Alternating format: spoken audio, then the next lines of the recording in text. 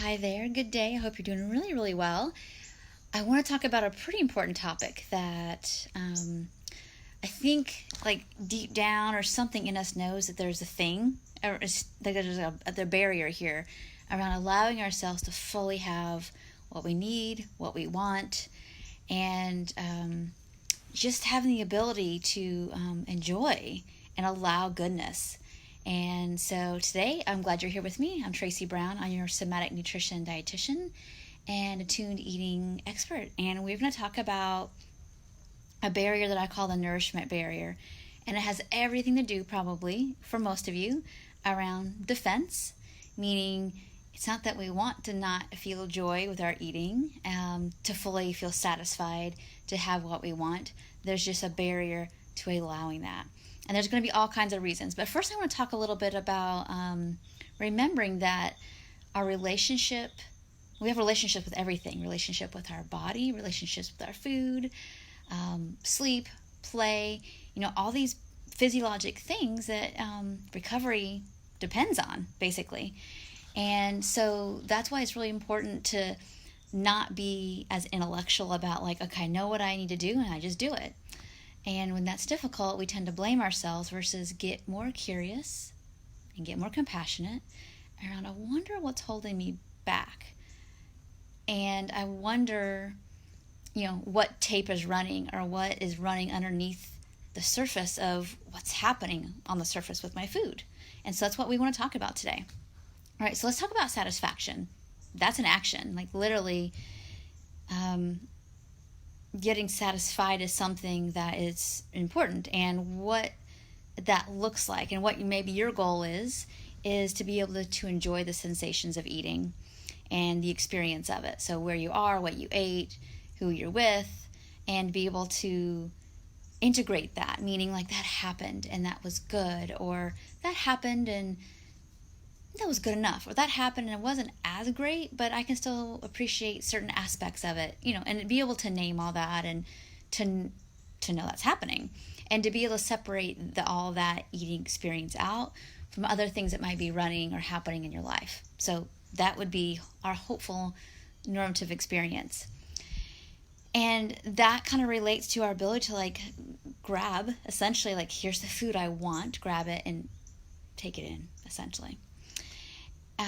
Oftentimes when we don't know how to do this completely, or there's something that's prevented that, it'll show up in these belief systems around like being, well, you have needs and your needs are more important, so I'll give to you, but I don't need that, or deep down maybe I kind of know I have needs, but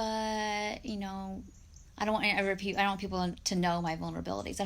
People don't really know me. I might be out there doing all these great things for other people, but other people don't. And I know everybody else's like vulnerabilities or their secrets or just personal stuff about them, but nobody really knows me fully. That's what that underneath is running. That's disrupting your ability to be satisfied. And all of that, you clump all those things together.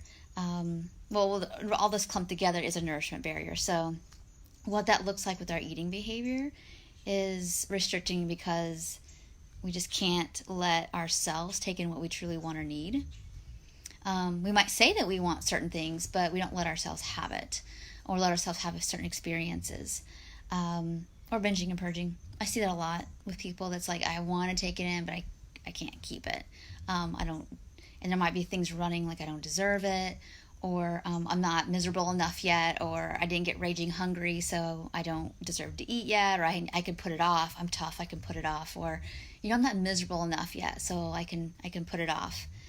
And I talked about this a little bit last week, or I think 2 weeks ago, around the ability to be satisfied. As it has a lot to do, or not being satisfied is also going to show up looking like difficulty with being vulnerable again, and being introspective. So we'll say some things or do some things, but we don't really understand the underlying motive or the function of it, of doing the things we're doing with food or whatever.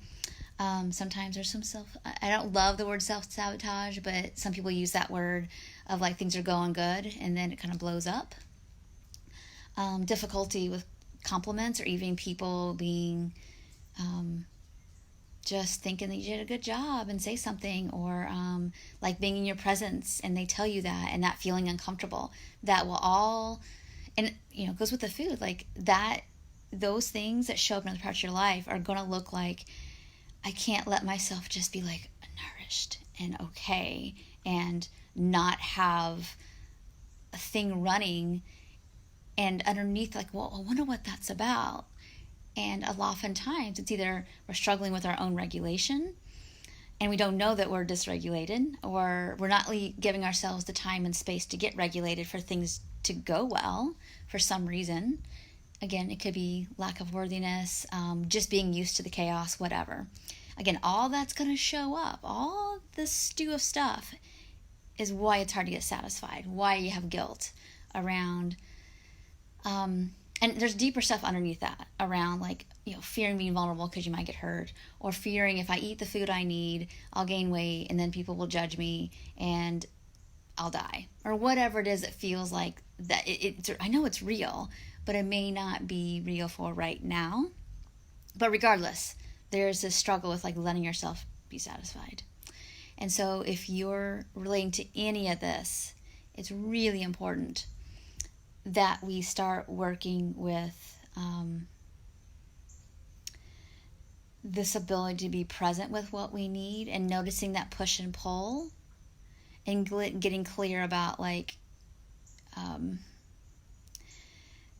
having this ability to notice that push and pull of like, I want but I can't have, and like, how old is that, what needs to happen to shift that, basically how that's impacting your food and what needs to happen. And for you, that may mean that like, I need to stick with what I know works, even though a strong part of me wants to like not follow through with that. And just getting a lot of support. Really, it's the bottom line of like having, practicing getting satisfied in safe company. And it also is going to show up a little bit in like when like we want help. Maybe we ask for help, but we don't fully take it in, where you start getting rejected. So there's all kinds of things, but just notice where you're doing that. And the key to like kind of healing that is, first, awareness that that's what's running, and two, going back to the clarity and getting really clear about what you want. That's always a little bit of a first step, getting clear about what you want and working your way toward this. And how can I allow myself to be satisfied getting what I want? All right, so I hope this was helpful. I think this is a huge thing, and I see it all over different parts of life for people and different venues I hang out in.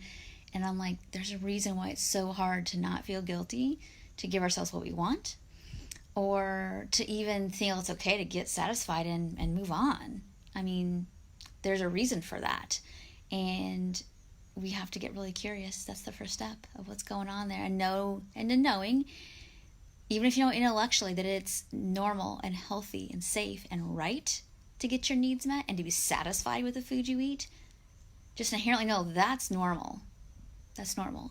It just may not be what you're used to, and that's okay. We can all learn. So thank you all so much for watching. If this resonates, please let me know. If you feel like somebody would benefit from this video that's struggling with the same kind of nourishment barrier, let them know first that that's real and it's a real thing, and that it's important that we don't go back to our old patterns of like, well, I'll never get satisfied, so what's the point of trying? Let's just go back to a diet because, that's what I'm used to. I mean, you could do that, but I also know that people probably watching this are really hungry for something more, and to have a more embodied, complete, whole being in life. So thank you so much for watching, and I look forward to hearing from you soon. Take care.